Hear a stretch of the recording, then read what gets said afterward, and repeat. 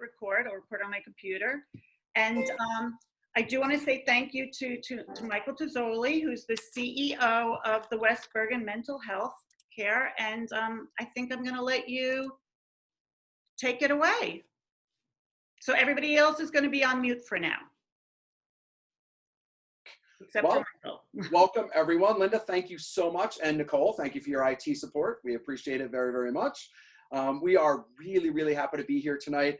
I had no idea, and I don't think Barbara Hand, who's on the West Bergen team, knew that this was the first Upper Saddle River online event. We are really happy to be part of that process and partnering with you in that, and we'll figure it out as we go along. And if something goes wrong, we're going to fix it. And Nicole's here, so we have nothing to worry about. So just a word about West Bergen Mental Health Care, since it's a new community to some of you. West Bergen is located in Ridgewood, headquartered at least. We do have a large children's center in Ramsey, and in some ways I kind of think about West Bergen as the kind of quiet giant. We employ almost 300 people, which is a little bit bigger than most people think, and we quietly see lots and lots and lots of folks in the community for depression and anxiety and children's services and autism and Asperger's and ADHD. You name it, we do it basically in the mental health space. And we do so in kind of a quiet way. I'm not sure that that's an advantage to us, actually, being as quiet as we are about the work that we do. In some ways, that's why Barbara Hand is on the call tonight. She's our Chief Development Officer at West Bergen, and she pushes us out into the busy streets of the community to make sure that the world knows that we're here. And I really appreciate her very, very much. I appreciate the partnership with the Upper Saddle River Library. We have been partnering with some libraries across the area.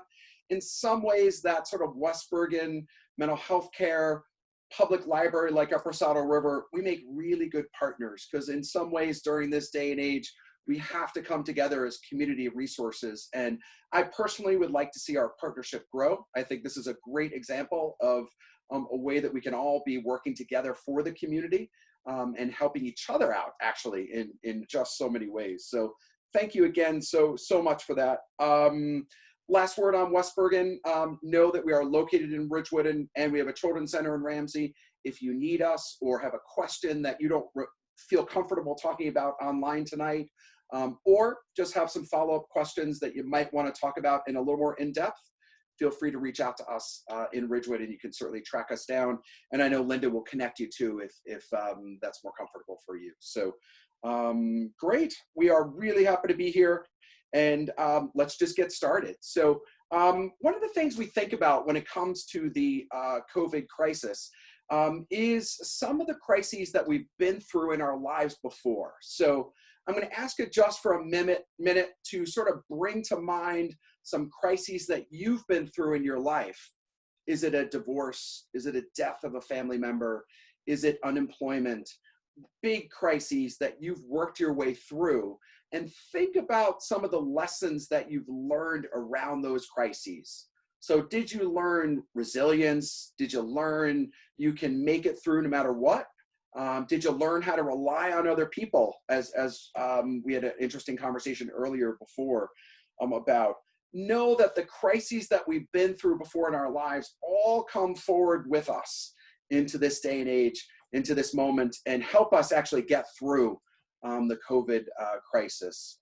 I think it would be, let's say, inauthentic if I didn't mention the news of the day. It certainly wasn't part of our planning for this call, but there's so much going on in the world and so much instability. And in some ways, it has some psychologically similar feelings to it. Unpredictability. It feels scary. We don't know about it. We don't fully understand it. And so I just want to sort of acknowledge in some ways the pink elephant in the living room, that we know that tonight we are in a certain place in our country. And I think that some of the skills that we're going to think about tonight and reflect on tonight, we can certainly apply to that crisis as well. And I'm happy to take questions later about that as well. So with those crises that you've been through in your life, and as you're bringing those forward and bringing together the strength that you've had before, here we are though. Suddenly COVID hits. We are in the middle of a situation that in some ways, and it sounds a little contradictory, although I'm asking you to think about the previous crises you've been through, in some ways, this one is really different. We had an interesting conversation before about how in some ways, this is the great unifier. And we were all going through this together. The entire world, the entire country, particularly in the Northeast, as you think about the how we were heavy hit, particularly in New Jersey and in the tri-state area, we think about how we've had that experience together. And it's kind of a paradox because in some ways it's the great unifier and we're going through this together and we're traveling on this road and we're trying to figure this out together. But in other ways, each of our experiences is so incredibly different and so incredibly personal and so incredibly of our own narrative and our own experience that it's a challenge. It's very, very much a challenge. So other reasons that this crisis is a challenge in particular is because we have no real previous reference point. We've never been through anything like this, at least if those folks have not been around the great influenza of 1918. Here we are with no experience, nobody that you can go to and say, what did you experience when you went through this? And when we think about some other crises we've had in our lives, death of a parent, a divorce, difficulty with children, or difficulty with family relationships, inevitably, there's a very large list of people in your life that have been through those experiences that you can go to. And this situation is incredibly different. There is just nobody to go to. There's no reference point. There's nowhere to go to really have a better understanding. The other thing that makes this one particularly stressful is the lack of clarity about a timeline. So I think when we started February into March, coming into March into April, I think that some of us at least thought we were going to be doing this for a month or two, maybe three. I think that those of us at the beginning, at least in March, had no sense that school was going to be canceled for the rest of the year, at least academic year. No time reference and no time point really makes it hard for us to wrap our thoughts around it. Because if you think about difficult situations that you get through, sometimes you think, all right, this is really hard. My cousin Johnny's in town. I have a really hard time dealing with him, but it's only a week. I can get through this. With this kind of situation, we don't really know. We don't have a sense of the timeline. We also don't know what it's exactly going to look like when it's over. I believe wholeheartedly, actually, that school is going to start again in September. What it is exactly going to look like, I really don't know. I think that there's lots of very, very smart people working on those issues, as well as all the corporate issues and companies and businesses. But I think we don't really know what it's going to look like in the fall as we come out of the summer. So that ambiguity, those factors together make it hard. They make it hard for all of us to kind of wrap our thoughts around it. So we're going to ask you tonight then to work really on 4 coping mechanisms. It's really going to be a 4-step process. Fairly easy. We designed this talk so that it wasn't kind of up in the clouds of theory and psychological mumbo jumbo, which my field just loves. We really tried to make it very practical, very takeaway, very much you can make a list, and I would encourage you to do that and go back to it as we go forward. So here we go. Step number 1, back to basics. So when we're in crisis, we want to think about going back to basics in our lives. And when I say back to basics, I mean we need to reflect on the body that we literally live in. So we're going to be asking you to eat as well as you can, to drink as healthy as you can. This is cranberry juice, I swear. No, try to get cut your booze down as best you can. Up your intake of water, believe it or not. And we're going to be asking you to exercise and move around. The bodies that we live in have a huge impact on how we feel emotionally. And I think that my field for very many decades didn't really have that sense. I do think in the last 10 years, we've finally come into a space where we truly believe and know that if we don't take care of the physical body, the emotional body is not going to match. It's not going to jive and intersect. So we're going to be asking you to be reflecting on back to basics, eating well, drinking what you can, and getting out, at least exercise, movement, get yourself out into the fresh air. Interesting study that came out actually fairly recently that suggests that vitamin D, which you get when you're out in the sun, has direct impact on your emotional well-being. not just because that we're sort of out and feeling well, although that may very well be part of it. There's actually something to the vitamin D as it relates to serotonin in the brain. So I'm encouraging you to get out and be good to your body as best you can. It's hard to be stuck inside. It's hard to be experiencing all the emotions we're experiencing. I'm asking you to focus on your body and be mindful of that. Number 2, we're going to be asking you to do a schedule. So although this may sound simple, I'm strongly recommending that for each and every day you have a bit of a schedule. So break it up into morning, afternoon, and evening. Doesn't need to be a huge detailed schedule, but I'm looking for 2 or 3 bullet points for each of those categories. So what are the 2 or 3 things that you want to accomplish or get done or do in the morning? What do you want to do in the afternoon? And what's the plan for the evening? Having a schedule, believe it or not, psychologically helps us because it's predictable and we're in an unpredictable time. So we're seeking predictability.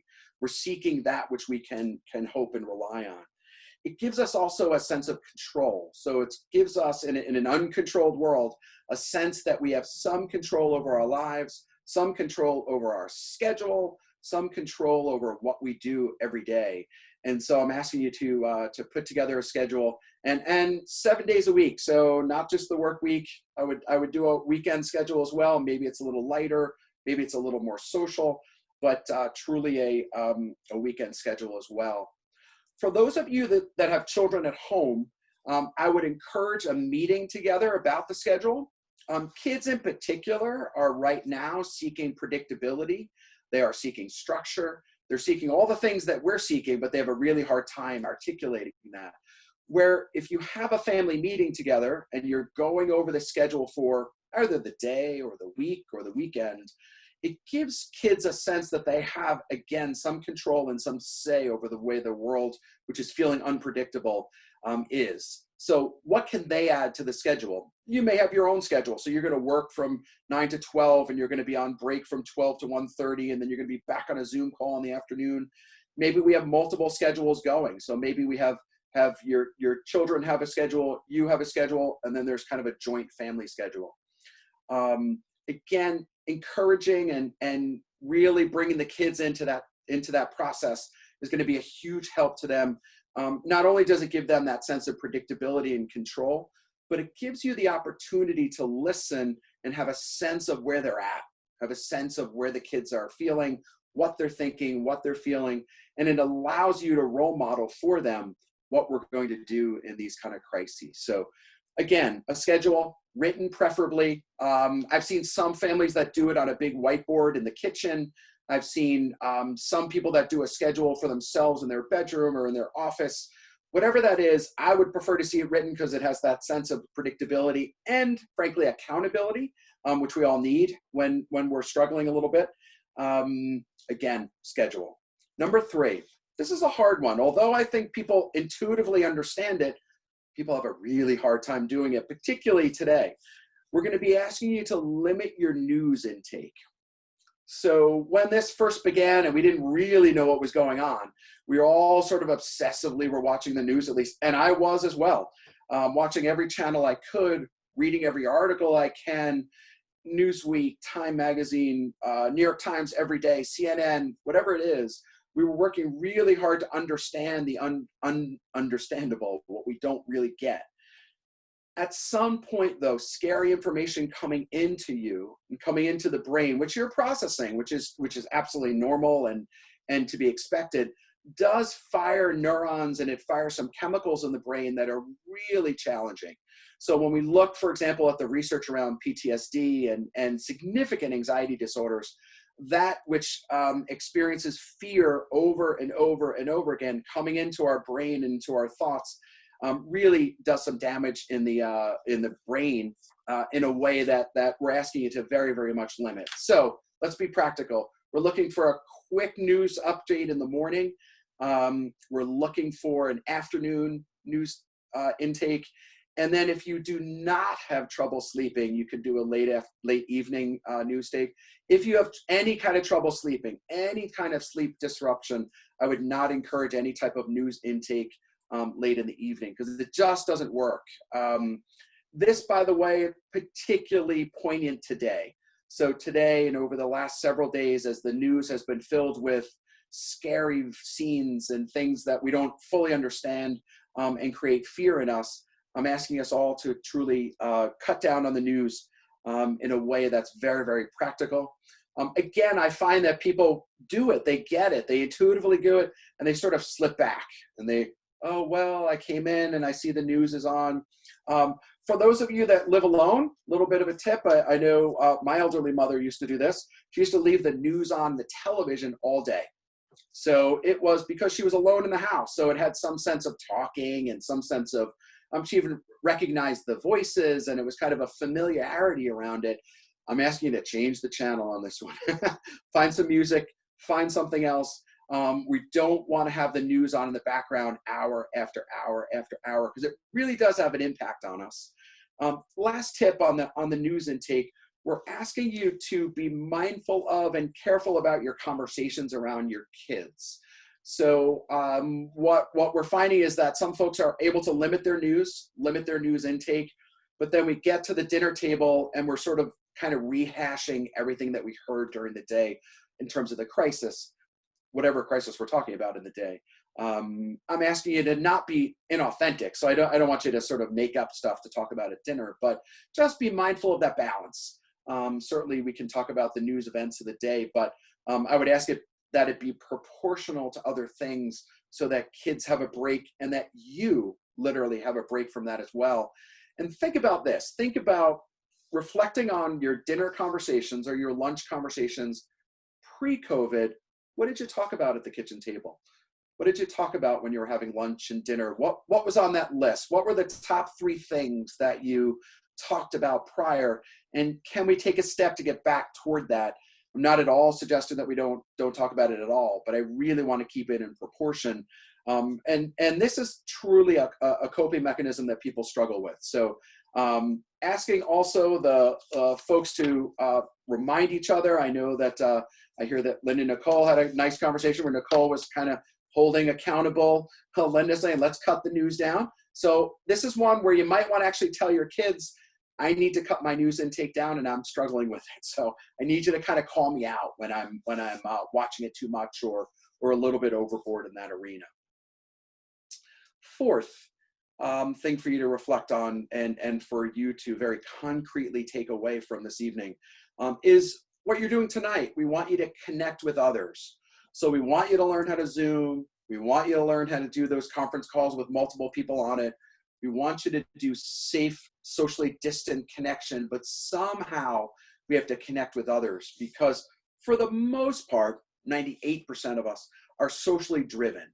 And so as human beings that really, believe it or not, genetically are designed to be in groups, right? So we started with family, and then we go to a school, and then we go to college, if that's your route, and then we work in wherever we work, usually in a larger environment. So we're used to group dynamic, we're used to social interaction, and we're used to that give and take, that give and play of human beings to human being. That we need to get back to. So even though we are socially distancing, and even though we are keeping ourselves in our homes, appropriately so, by the way, we need workaways. So how can we get around it?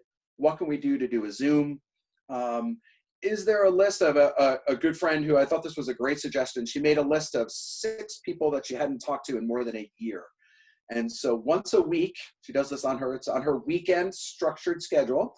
She once a week calls an old friend that she hasn't talked to, or one was a second cousin, things like that. Just some folks that you haven't touched base with. Who can you connect with and how can you connect with them? This is a great example. We are so happy to see people on here tonight. It's important. It's a way for you to connect. It's a way for us to come together in community and in togetherness in a way that truly has psychological benefits and impacts on our brain, our functioning, our relationships with each other. So connecting with others. So let's go over the 4 very quickly one more time.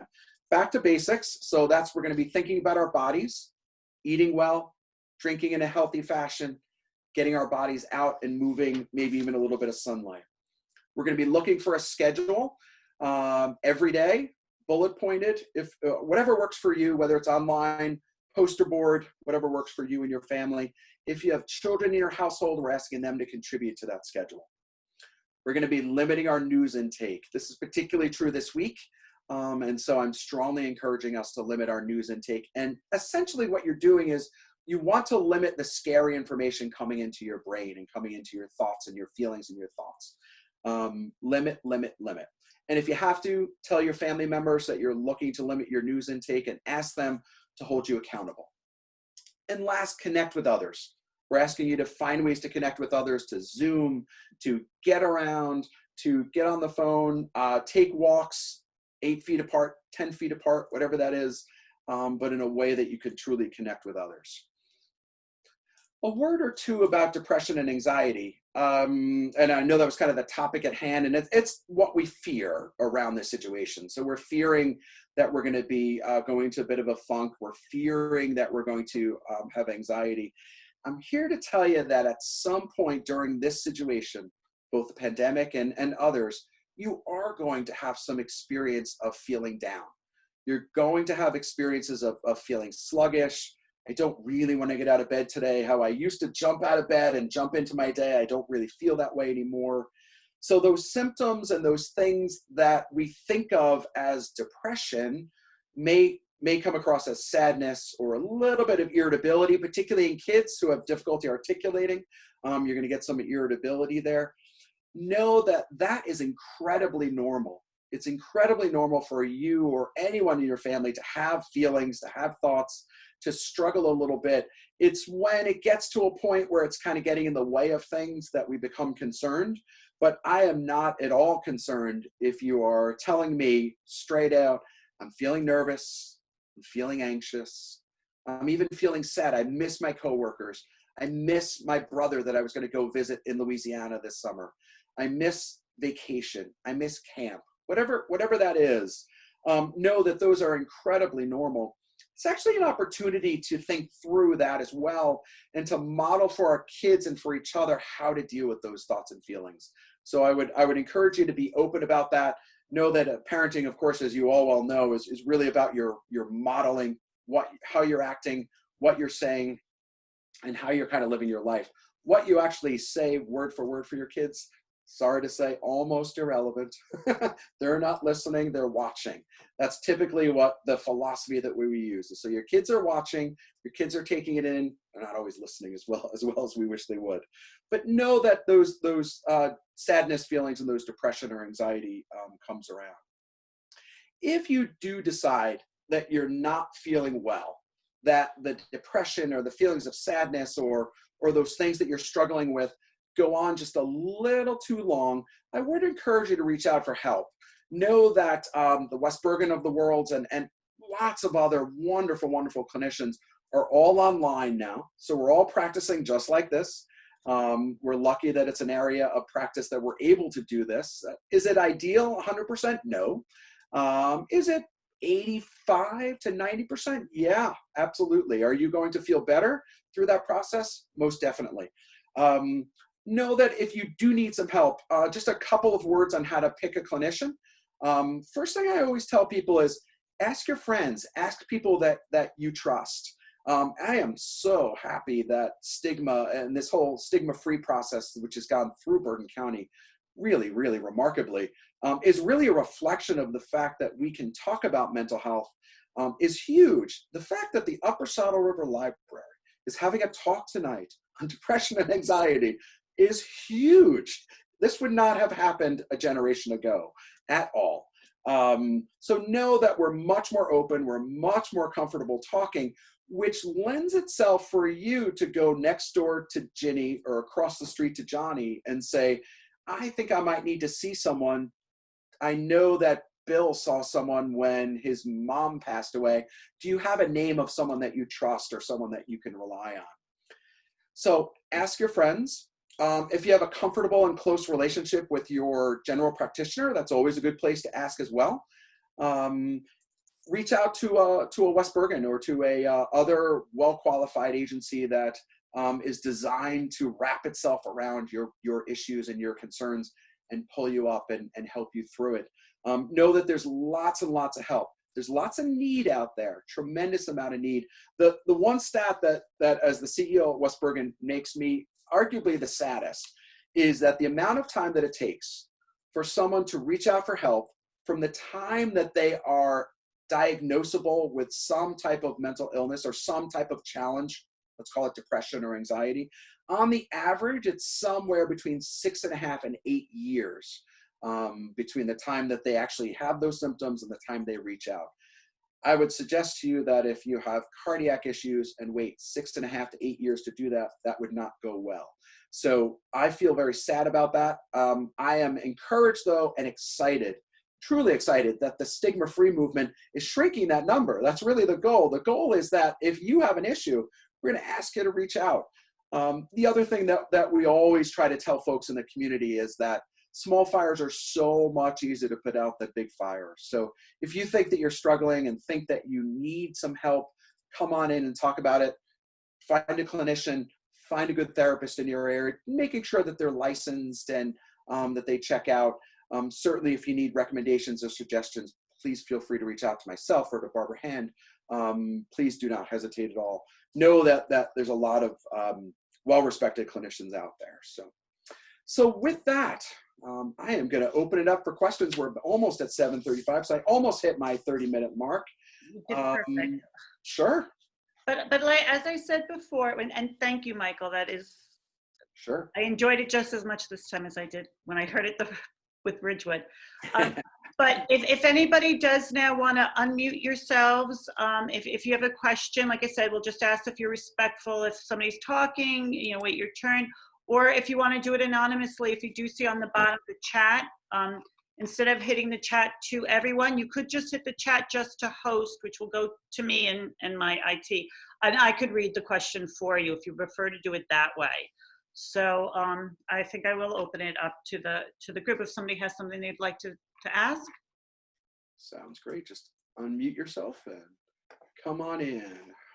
Oh, do I need to unmute the people? I don't think I need to unmute you. Do you want? So you unmute yourself if you take your mouse and you go to the bottom left of your screen. You should be able to hit the unmute button. But if it's confusing at all, just post in the chat and we can try to unmute you from the host side. Yeah, I can unmute you if you'd want me to. All right. Or Questions?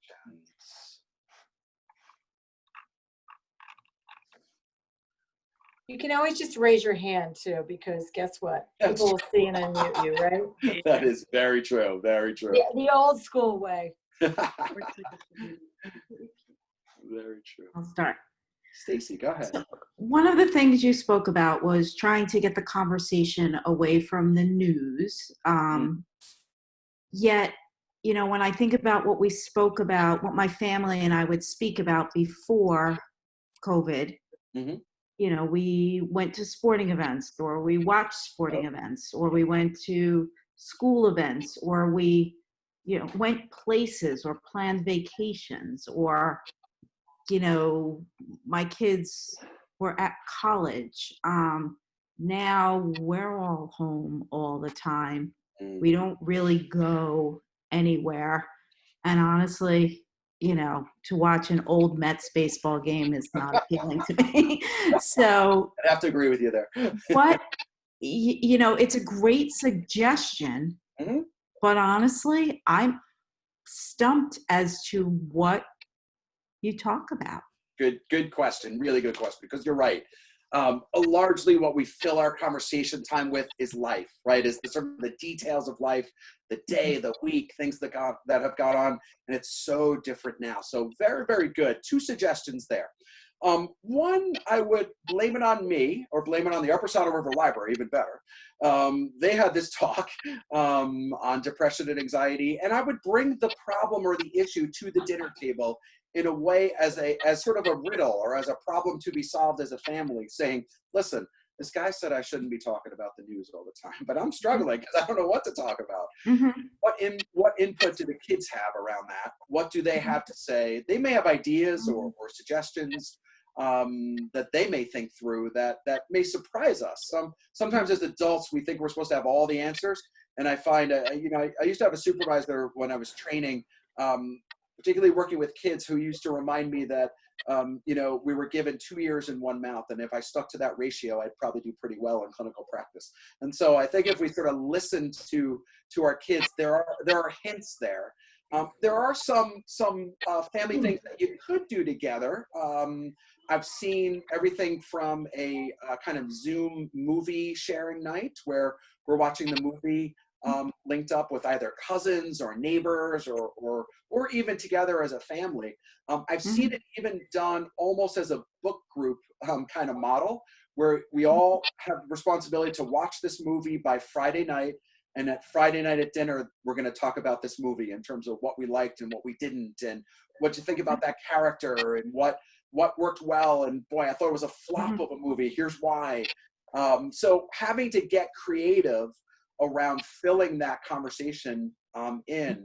I would also think about doing some things that are socially distant and safe, but conversation spurring. So taking a drive. I know my family and I have done once a weekend. We have a list. So we've taken, without getting out of the car, we've gone to Greenwood Lake, Seven Lakes Drive. We drove through Manhattan. Next, I think on the list is Brooklyn.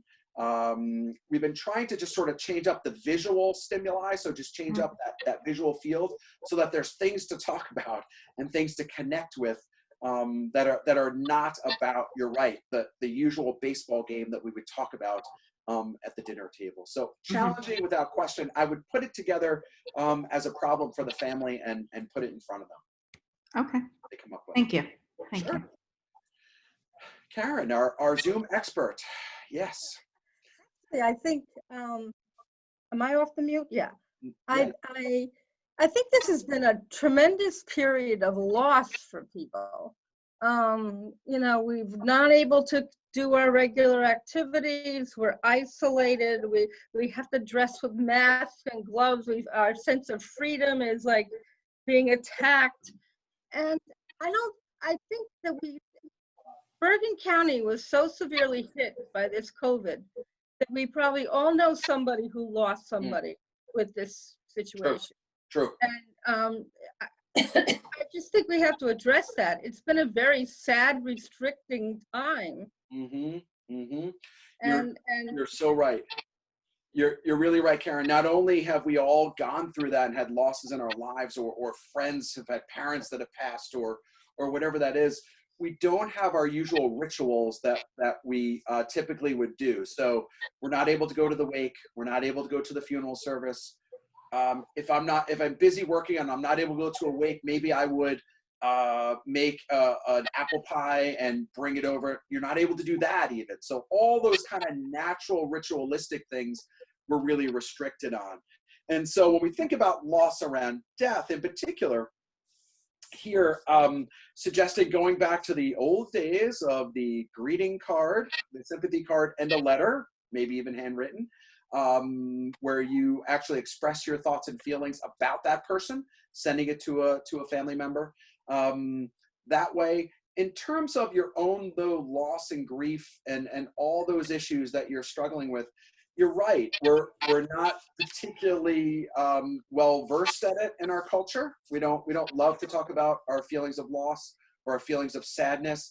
But it's why we mentioned earlier that you are in fact going to have those periods where you're going to be feeling down or feeling sad or feeling scared. And those are feelings that we're going to need to wrestle with all together and figure out how to manage those. So when you think about how you've managed those with your life in the past, applying obviously the new normal, right? The new sort of rules, there are some things that you can do to kind of process that out. So does that mean you buy some flowers if doable and leave it on the front step of a neighbor who maybe have had a loss that you didn't know so well? Is there something you could do in your home that's sort of ritualistic as well? Is there that's consistent with your own culture and your own background? Is there candle lighting? Is there something that you can do in your home that kind of brings you through the process? Because that's what rituals do. They kind of bring us through a psychological process from, I think of it as a little bit like baseball, going from first to second to third, all the way around. We have to run around those bases to get through it. And that's what rituals do. They help us emotionally kind of get through those. So it's what can we do to substitute that? Rituals at home, candle lighting. Is there particular music that works for you when you're feeling in that head? Is that a James Taylor moment, or is that, someone else? So yes, no, it's an excellent point that loss and grief are a huge part of what we're all feeling for all kinds of reasons. I have two Sure. questions. Sure. The first one is, I have 2 young children, but I also have my mother-in-law that lives with us. So, Okay. we restricted ourselves very much because of everything going on. Yeah. How do you address the fact that people are kind of moving on and getting together with people that don't live in their homes? Like, for example, my son, he was a Boy Scout and he planted flags along the town Okay. for Memorial Day. Me and him were walking and we came across 2 of his classmates that were doing a play date together. They're just friends that live a few streets away, but they were having a play date, and like I could tell he was really sad because he can't do that, Sure. with us. And then like on Zoom calls, like the teacher asked, well, what'd you do on the weekend? They're like, oh, we got together with this family, our cousins came over. And we really I haven't seen my own father, who's 87, since early March, because he doesn't come out of his apartment. He's nervous about everything. Sure. So we just drop off food for him. But so how do you deal with that? Great question. And actually, not only is that an important question, it's going to get more important as we go forward, because no matter when we kind of go to phase 2 or phase 3 or phase 4, whatever that looks like, we're all going to emotionally be dealing with those steps as we go along. Right. That was my second question. How do we deal with the PTSD with going out? It's a big one, yeah. And so your questions are linked. I love it. Yes, you're absolutely right. You're totally correct. So 2 things. One, on the PTSD, think about what you do to sort of brace yourself for a scary or difficult situation that you've been through in your life. Have you had difficult conversations with someone? Have you had a difficult work situation where you kind of brace yourself a little bit and know that going into whatever that first, second, and third social situation is, we know that we're going to have elevated anxiety. So we know that we're going to be a little nervous. We're going to feel a little awkward. I would wonder here about baby steps. So I would wonder if there's anyone in your life. Is it a cousin or is it a neighbor? Can we pick 1 or 2 people for your son, if that's the first target, to be able to socialize with, where you can call the other parent and have an honest and open conversation and say, I'm feeling a little awkward and I'm feeling a little strange calling, but I want to talk about how my family has been dealing with this situation, how I'm feeling about it, and then hear how your family has been dealing about it, and see if we can put together something that might work. With a baby step. So does that mean a backyard 8 feet always apart? Because I'm with you. I hear the 6 feet and I add 2 automatically because it just like you should. But what can you do in terms of those baby steps? Know that it is important to have those baby steps, though, emotionally and psychologically, because ultimately we are going to go back to work. Ultimately, we're going to go back to school. And so we don't want to have that process begin on August 30th. We want to make sure that that process emotionally starts before then, so that we can, in very small incremental steps, baby steps all together make a life, So tiny little steps forward, where maybe it's just in the backyard where you can actually see what's going on and feel that sense of comfort and develop a level of trust in your son and his friend or whoever that is. But I think the communication starts with you and the other parent. And it also starts with you and your own feelings and your own anxiety. I would also, as with the earlier question, I would also sit down with your son and make him part of the process. So listen, I'm feeling a little anxious. I really want to get you to socialize. What can we negotiate out together so that we stay safe? Because we have grandma living in the house, and we occasionally drop food off to grandpa. So we need to stay safe. What can we talk about together and do together so that we can take baby steps forward in terms of socializing? So it is a little bit of PTSD. You are right on diagnostically. You hit the nail on the head. Well done. But it's a challenge. It's going to be a challenge. My biggest takeaway here for you is do not wait until August 30th, because all of a sudden we're going to be back in school. There's going to be a club. There's going to be baseball. There's going to be let's do baby steps now, and then reflect. How do I feel about it? What do I think about it? How do I go? So Thank you. fair enough. Sure. That's helpful. Just hearing that, it kind of makes me a little concerned because I don't see any change since like March 13th. That was really I'm in a weird situation. I'm a hospital pharmacist and Okay. I'm a single parent and I'm Oh, an infectious disease pharmacist. So I've been home with my daughter since March 13th, and one of my colleagues passed away in the hospital, my pharmacist colleague. So I'm I'm very sorry. hesitant. I mean, I think I know a little bit, and I've seen a lot, and like my heart's racing, like hearing about returning to school. Because Mm-hmm. I don't know if, honestly, like if my daughter's school opened in September, it sounds drastic, but I don't think I would send her. I think I want to see play out 4 seasons. Sure. I don't see any modalities really in place. I want a little bit more data. I do, because Totally hear that. yeah, I also, I'm getting nervous like thinking about it. so yeah, the racing heart and I Yeah, get it. I've had a few colleagues, one pastor and a couple of positives, and then friends in the city and parents or parents of friends pass away. So I'm a little gun shy. Mm. Yeah. Yeah, your examples are right on, and I'm really concerned about the frontline folks, because those frontline workers that there is going to be a level of PTSD and a level of trauma that they experienced. You having a very close colleague who did your job, literally, pass away from the virus is kind of it lends itself to you feeling exactly the way you are. So know that, first of all, how you're feeling completely makes sense. I'd be a little bit worried if you weren't having as strong a reaction as you are, given kind of where you work and what kind of situations. The advice, though, is very similar. So we need to, but maybe with you, we need to take much smaller baby steps. So maybe it's going outside for a walk, you and your daughter, and seeing the neighbor literally across the street and having a conversation from the street to their porch, and figuring out how that feels. Did I get through that? Because know that the reason I encourage people to do the baby steps is for 2 reasons. One, it's not as overwhelming to try that. It's extremely safe, and we'll see if that works.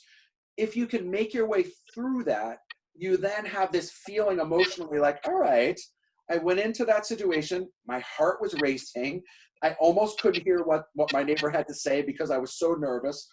But after a few minutes, I kind of got a groove and kind of figured that out. And you have that experience of mastering the challenging moment. And if we can add baby step over baby step over baby step, I know you're going to move forward without question. Know, however, that if you feel like you're really struggling, that the symptoms that you in particular are discussing are really lend themselves very well to treatment. So we can help you desensitize. And here's what we do in real quick. We literally walk you through what it would be like to go into an anxiety-provoking situation. So we would literally be having you shut your eyes and visualizing, what is that like for you to go to work? What is it like for you to drop your daughter off at school? And I'm talking about visualizing it when you're safely in your home, so that you kind of go through the process of figuring out how I can master those feelings and deal with those anxious moments in a way that helps you kind of move forward. So know that I think you're doing great. I think you're right on where you should be. You're going to need to push yourself just a little bit out of your comfort zone and see if we can get you to do 4 little baby steps over the next week. Thank you. Okay. I have a question here. So we are used to thinking in a linear fashion.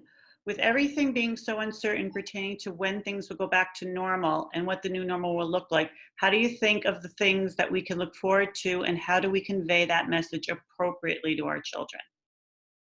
So I think I'm understanding the question, but let me be sure. So it's a question about future things to look forward to? About future things to look forward to, and then how to really convey that to the children. Yeah, great great question, actually. And it's a frustrating one because we don't really know what we're talking about in terms of a timeline. So, but we do think very linearly. So here's what I would do. I think what I would do is get up, particularly if it's a child, I would get a poster board. I'd put my poster board up in the kitchen. And on that poster board, I would be having everyone in the family list things that they are looking forward to in the future. So I get that we can't do a lot now. We can't go on summer vacation. We can't do camp quite in the same way that we were before. So let's start a list of the things that when we do get back to normal eventually, and when there are some protocols and things that we are comfortable with, that we all can look forward to. And so it kind of becomes kind of a meld of your ideas and your child's ideas and your neighbor's ideas and maybe grandma's ideas, all with a marker, all in the, so that we're all kind of coming together. I would leave that in a public place. So I would leave that either in the kitchen, living room, finished, basement, whatever works for you. But somewhere where we can continually add to that list, so that two reasons. One, it helps us brainstorm a little bit. And two, the fact that it's kind of in the home means that it's sort of present and real. It gives it a concrete feeling to it. Children in particular will respond to that. I hope that's helpful. Any other questions? More questions? Yes, one more thing. Sure. I struggle a lot with watching others who are, for lack of a better word, not behaving, not complying. I feel like we have struggled through this, some of us more than others, for whatever reason, but I'm starting to feel like all of the hard work that we have all done to try to get this into some kind of control is now being undone by people who don't heed the message that's out there. Mm-hmm. And when I see people doing that, I don't engage with them, but boy, do I want to. I bet. So how do you deal with that frustration? Because right now, when I see that happening, where I used to be looking ahead and thinking, okay, I can be hopeful about this. Now I'm starting to feel less hopeful when I see the behaviors of these other people. Yep, certainly. I really get that. And in some ways we have that experience a lot in life, because we think about people that we see that live their lives in a way that isn't how I would live my life. So people that drink and drive that we know, or people that maybe have other behaviors that are reckless and are considered dangerous. Right, but generally they don't impact on me directly. Like I see them being dumb, but I think, well, they impact on themselves, not on me. You're right. The big difference here is that their behavior could swing back and boomerang it and hit us. You're very correct. So two things. One is there's really the only thing you have full control over in that sense is really how you feel and what you think. So you don't really have control over other people's behavior. So dealing with your own feelings of frustration, anger, how to express that appropriately, either to your kids or to your partner or to your employer, whatever that is, when it is appropriate, certainly to bring that forward. But understanding that for the most part, we don't have a lot of control over all those folks that we see when we drive by and see them in a park, not socially distancing together. That is very frustrating, and it's really the challenge here, and really the thought here is that the only thing you can do is kind of deal with your own thoughts and feelings about it, and there isn't a heck of a lot you can do in terms of having control. I guess where you could exert some influence would be communicating with decision makers, whether that would be your employer or that would be your legislature, locally, nationally, statewide, whatever that is, in a way where you may feel like you have some sense that your voice is being heard and that you have some impact on it. I would also wonder if there's a way that you could either volunteer or do something that would sort of help the efforts in a way that may make you feel a little bit more like you're contributing to a positive, because we have sort of on this side of the ledger all the things that you're seeing and feeling, which is the negative. So I would think about balancing it out on the other side with some positives, so that maybe it ultimately creates a neutral, at least emotionally. I get it. No easy answer at all, but a really challenging one. I really do understand that. Right. I like the note of helping out, and I know you have helped us out. We are getting close to about that 8 o'clock time. So we've taken an hour of your time, which I really do appreciate. I don't know if there's any last quick type of question, or if there's something you want to maybe for a wrap up, or I mean, I questions, anyone? really appreciate you both, Barbara and yourself, taking the time out. Absolutely. Let me just end this way then. Know that the fact that you are on this call tonight tells us that you are 80% there. Because the folks that would self-select to come to an evening and spend an hour of your time out of your busy lives to discuss, reflect on, think about mental health tells me that you're so far ahead, you don't even know how far ahead you are. So know that you really are far ahead. Know that if we do implement some of the things that we talked about and many others, there's some wonderful people that are doing some great research, we really are going to get through this emotionally. We truly, truly are going to step forward, baby steps, and it's not going to be linear. So know that it's going to be 2 steps forward, 1 step back emotionally, 3 steps forward, 1 step back. It doesn't have a linear process. It's going to be, it'll look more like an EKG than it will a nice, neat graph. But know that we will move forward without question, because the one positive thing about it being the great unifier, or the thing that we're all struggling with, is that there are some amazingly wonderful minds that are behind this, that are trying to figure out school and trying to figure out summer vacations and figuring out the psychological impact of this.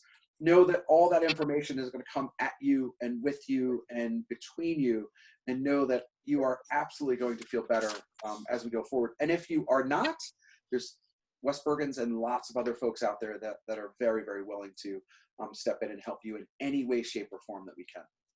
Well, thank you. Thank you, Michael. And again, to all the people that have participated here, this was recorded. We are going to put it up to the Upper Saddle River Library YouTube page if you want to go back and look to it too, because I know it is hard sometimes in this format to be looking at everybody, to be listening all at the same time. So we will have it there again for you to, if you want to go back and look to it too. And I'll send an email out with the link. Hopefully, I'll try to make it work. It's my first Zoom here, so we'll try.